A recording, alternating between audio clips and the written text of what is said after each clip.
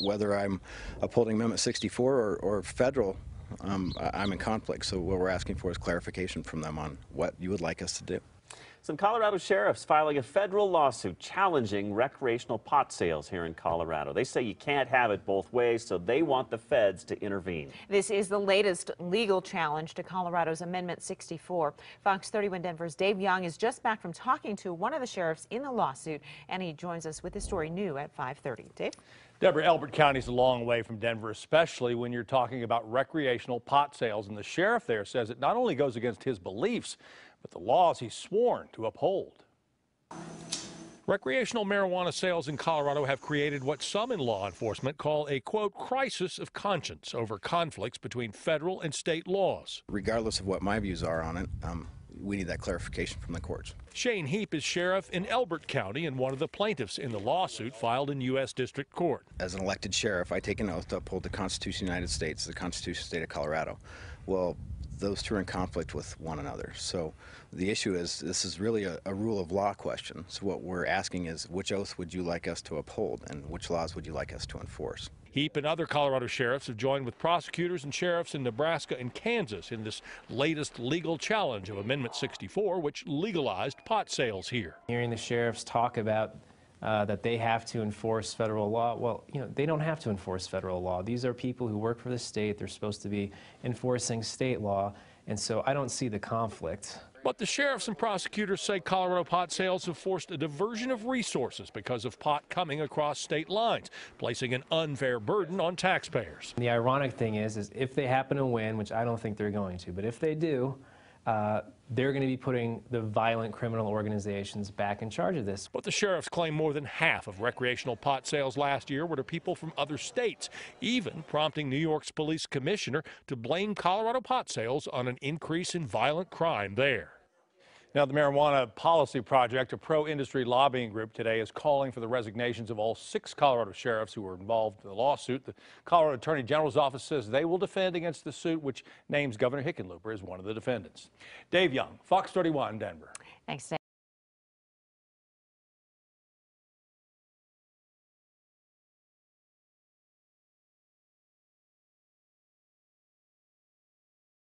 Sheriffs sue Colorado over legal marijuana. Denver sheriffs from Colorado and neighboring states Kansas and Nebraska say in a lawsuit to be filed Thursday that Colorado's marijuana law creates a crisis of conscience by pitting the state law against the Constitution and puts an economic burden on other states. The lawsuit asks a federal court in Denver to strike down Colorado's Amendment 64 that legalized the sale of recreational marijuana and to close the state's more than 330 licensed marijuana stores. Lead plaintiff, Larimer County, Colorado, Sheriff Justin Smith, calls the case a constitutional showdown. Each day, he says, he must decide whether to violate the Colorado Constitution or the U.S. Constitution.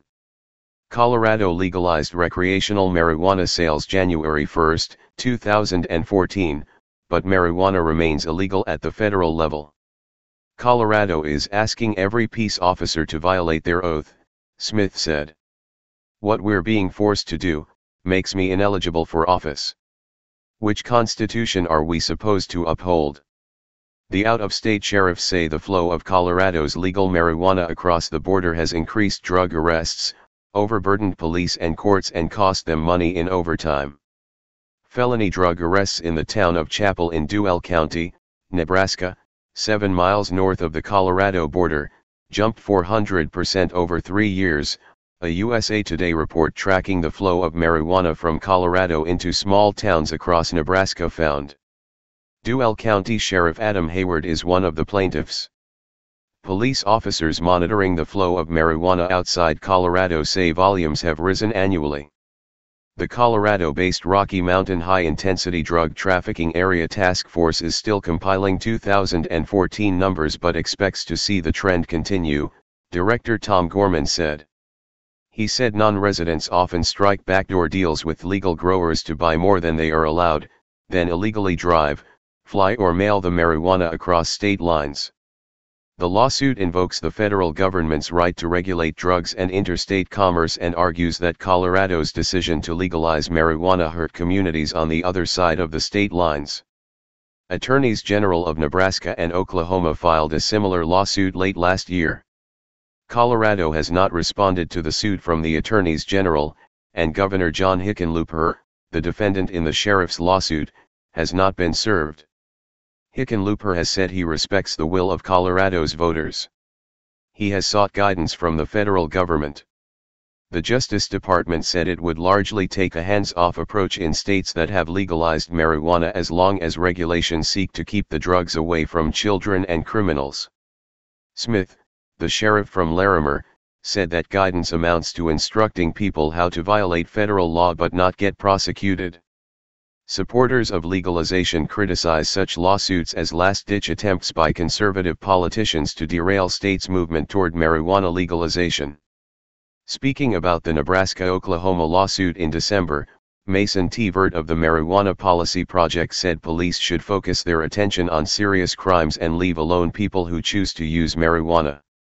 These guys are on the wrong side of history, Tevert said. Hey Charlotte County, this is Charlotte County Cop Watch, and I wanted to explain what fair use is. You can use pieces of news articles if you're doing it for news reporting, you have commentary, and you're doing it for education purposes. So that's what fair use is, as you can see right here. Another reason why I wanted to make this video is to let you know I have just joined with Patreon. A nice thing with Patreon, I make no money on YouTube. They took the money away years ago, and so this is another way to give, and it's a nice thing too because you can give monthly. You can give $1, $5, $10, whatever. I do 4 to 5 hours a day on trying to wake the sheeple up on how corrupt it is and different ways that you can fight the corruption. So Patreon is a way that you can do it, and then of course the old way is still there. Donate to Sheriff County Cop Watch with PayPal or credit card. So keep that in mind. 4 to 5 hours a day. I make no money, but the corruption happened to me and I'm sick of it, so I'm trying to wake people up. But my wife would love it if if we could get some help out there. There's 47,000 subscribers. Just think if each one of you subscribers just gave let's say actually yes, $1 a month. 47,000 subscribers gave $1 a month. That would be awesome. That's not going to happen. But anyways, that would be great if it did happen. But do the math in your head. Just think about it. Like I said, 4 to 5 hours a day. I get no money from YouTube. YouTube has gone nuts. You can't do anything anymore. They're taking the money away everywhere. So these are a couple different ways that you can still help out with all this time that I put in. And as you know, I'm in a special situation where, at least I can do it. 4 to 5 hours a day. We have a cleaning company during the day. That's what allows me to do this, and we're debt-free. So this is my hobby. I don't go fishing and all that other crap. I try to save the world.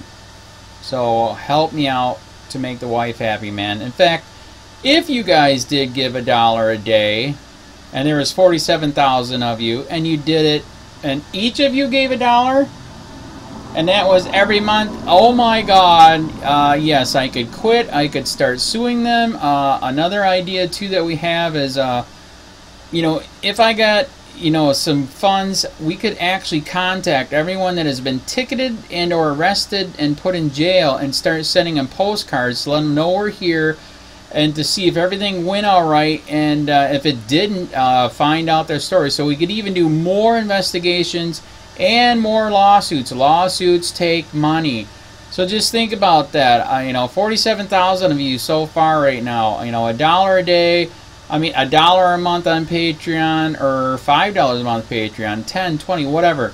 Just do the math in your head. Help out. This is a lot of work every single day. Thanks.